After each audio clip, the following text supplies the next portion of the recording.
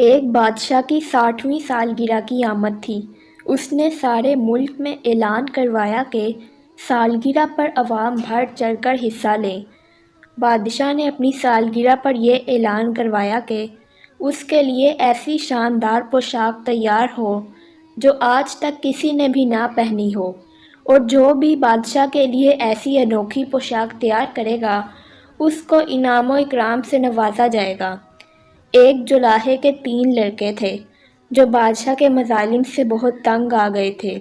وہ تینوں بادشاہ کے دربار میں حاضر ہوئے اور کہنے لگے کہ ہم آپ کے لیے ایک ایسا لباس تیار کریں گے جو آج تک بڑے بڑے بادشاہوں کو نصیب نہ ہوا ہوگا، لیکن اس کے لیے ہماری ایک عرض سن لیں کہ یہ لباس دیکھ کر ہر کوئی عش عش کر اٹھے گا، لیکن یہ لباس بے ایمان، جھوٹے اور فریبی آدمی کو نظر نہیں آئے گا۔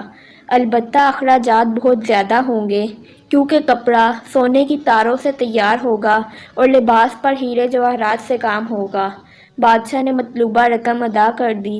10-15 دن کے بعد بادشاہ نے اپنے سپہ سالاروں سے کہا کہ جا کر دیکھو ان لڑکوں کا کام کہاں تک پہنچا۔ سپہ سالاروں نے دیکھا کہ لڑکے کپڑے بننے کے انداز میں خالی ہاتھ ہلا رہے ہیں۔ سپہ سالار چونکہ ایک فریبی اور بے ایمان شخص تھا، لہٰذا اس نے اپنا بھرم رکھنے کے لیے بادشاہ کو اطلاع دی کہ حضور، لڑکوں نے آپ کے لیے نہایت لاجواب پوشاک تیار کی ہے۔ 3-4 دن بعد جھوٹے اور بے ایمان وزیر نے بھی بادشاہ کو یہی رپورٹ دی۔